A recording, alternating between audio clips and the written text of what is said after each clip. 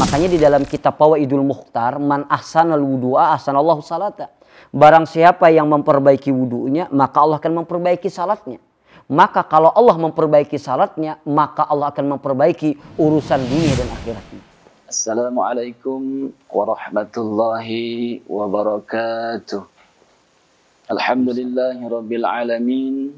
Assalatu wassalamu ala asyrafil anbiya'i wal mursalin. Sayyidina wa maulana Muhammadin wa ala alihi wa ashabihi ajma'in, amma ba'd. Kembali kita bersyukur kepada Allah Subhanahu wa taala karena alhamdulillah sampai pada saat ini kita masih diberikan sisa umur oleh Allah Subhanahu wa taala. Tentunya ini adalah nikmat dari Allah Subhanahu wa taala yang diberikan kepada kita. Oleh karena itu marilah kita memanfaatkan sisa umur kita ini untuk senantiasa berbuat kebaikan, berbuat dengan sesuatu yang diridhai oleh Allah Subhanahu wa taala. Tentunya harapan kita hanya satu, mudah-mudahan tatkala ruh kita keluar daripada jasad kita dalam keadaan husnul khatimah.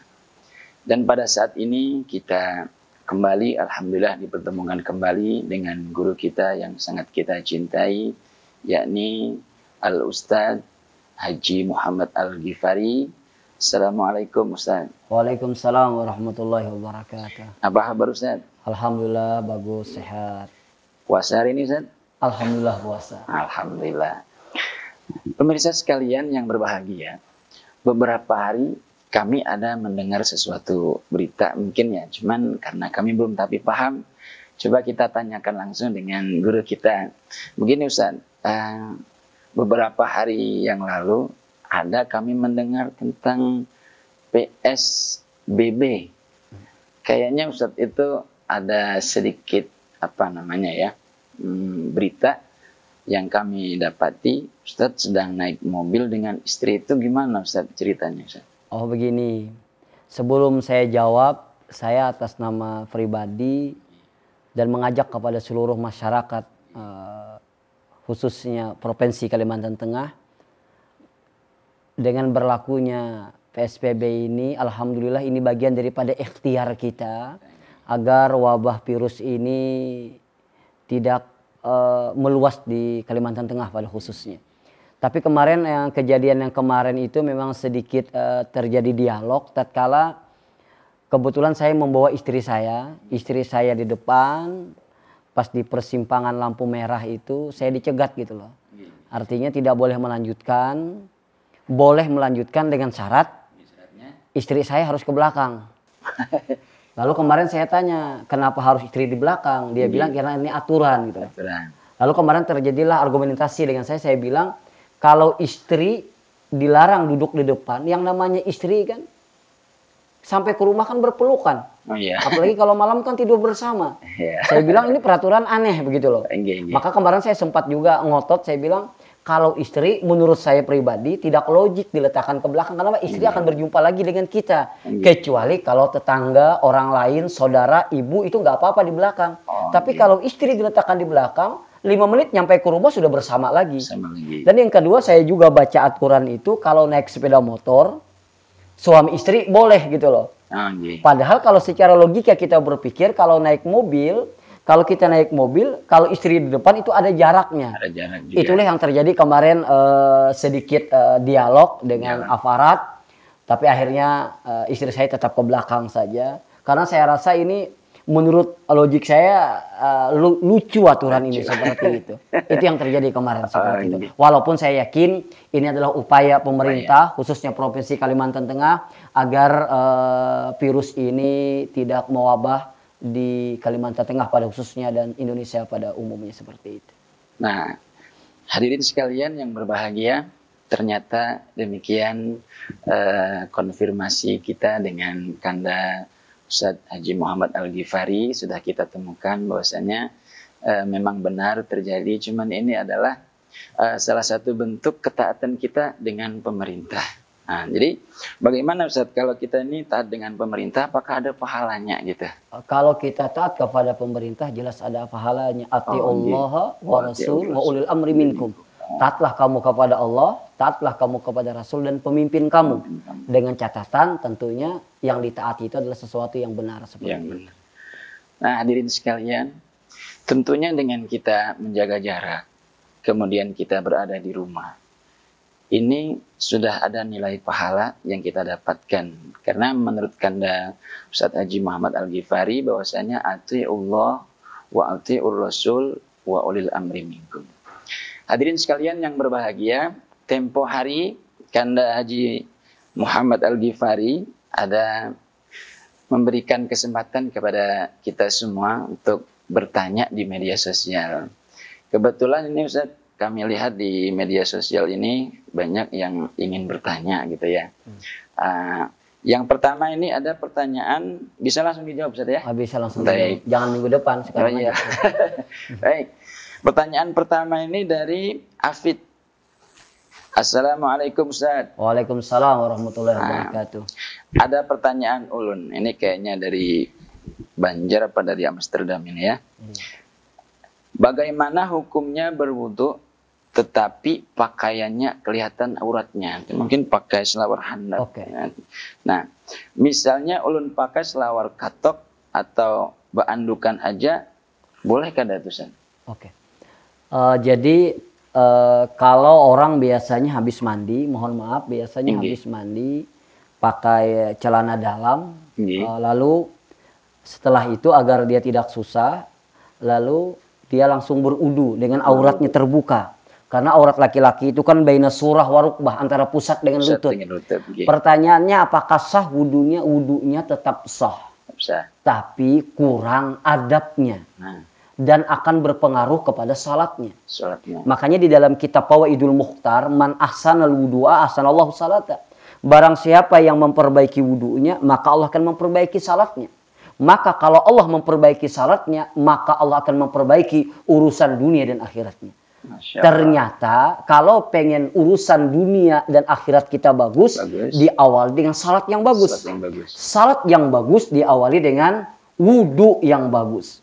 Walaupun sekali lagi tetap saja sah atau tidak pakai celana sekalian nggak apa-apa juga. Habis selesai mandi, mohon maaf langsung berwudu gitu loh. Melirik sedikit tidak jadi masalah. Tetap sah wudunya, tapi kurang adabnya seperti itu. Alhamdulillah. Jadi intinya sah saja wudunya, tetapi adabnya kurang. Selanjutnya pertanyaan yang kedua dari Linda.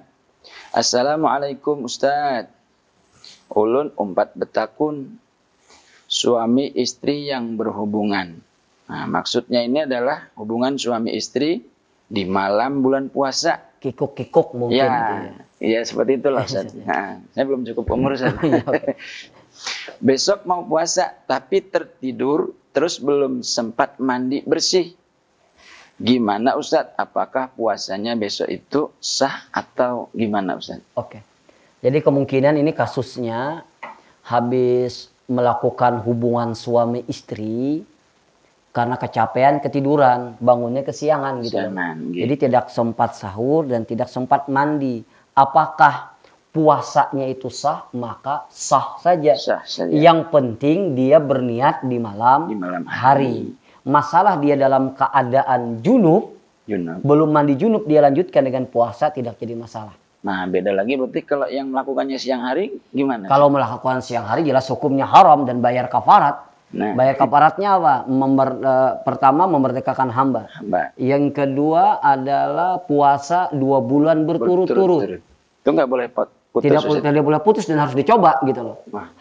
Senin puasa, Selasa puasa, Rabu puasa. Kalau batal lagi, ulang lagi harus dicoba. Kalau tidak sanggup, baru boleh terputus-putus. Tapi dia bilang jangankan 2 bulan berturut-turut. Yang 5 hari aja sudah nggak sanggup gitu kan. Nah, yang ketiga kalau tidak sanggup memberikan makan 60 orang fakir miskin. Nah, ini untuk yang melakukannya siang hari. Siang hari dan sengaja gitu loh. Melakukannya siang hari dan sengaja. Tapi kalau melakukan siang hari tidak sengaja tidak jadi masalah. Tapi mungkin lah Ustaz kalau tidak sengaja. Boleh tidak sengaja bisa terjadi. Habis dia sahur, tidur lagi. Kebetulan mohon maaf bangun tidur timbul nafsu seksualitasnya gitu loh. Lalu dia melakukan hubungan, setelah dia melakukan hubungan suami istri, ternyata dia buka tenda siang, astagfirullah siang. maka puasanya tetap sah. Tetap sah. Kenapa? Dia menyangka malam, berdoa lagi besok mudahan seperti itu lagi gitu loh. Itu tidak jadi masalah. Kenapa? Karena tidak ada unsur kesengajaan. Begitulah Islam. Islam ini Masya Allah agama yang sesuai dengan fitrah. Ustadz Junaidi bisa membayangkan kalau misalnya siang tidak boleh, malam tidak boleh, 30 hari tidak boleh, siapa yang tidak rontok kan? Tapi karena Islam ini adalah agama yang sesuai dengan fitrah, maha tahu gitu loh. Yang dilarang hanya siang saja. Kalau malam boleh. Kapan perlu berbuka puasa langsung boleh seperti itu. Seperti itulah, seperti itu. Mungkin demikian.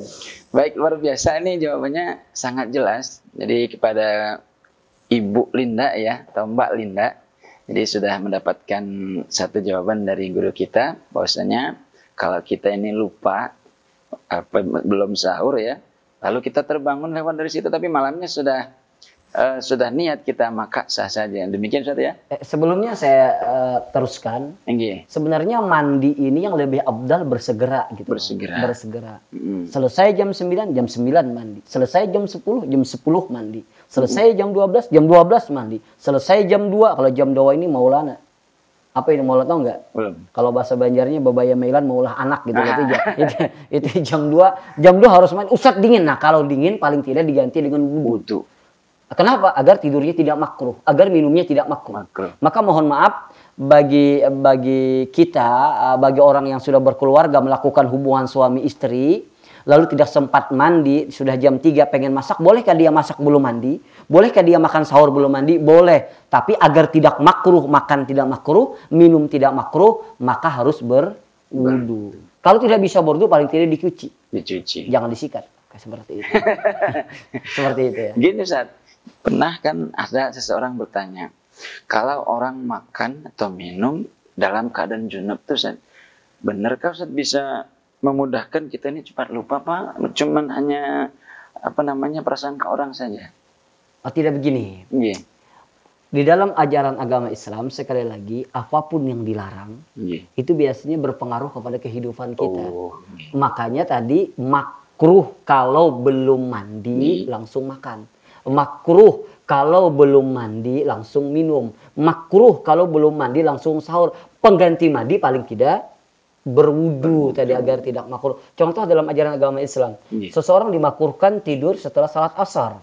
Kenapa? Ternyata orang yang tidur setelah salat asar kalau keseringan itu bisa mohon maaf membuat dia pikun di hari tuanya gitu. Majnun di hari tuanya, yang biasanya mohon maaf kencing sembarangan, beol sembarangan, kalau kentut sudahnya itu.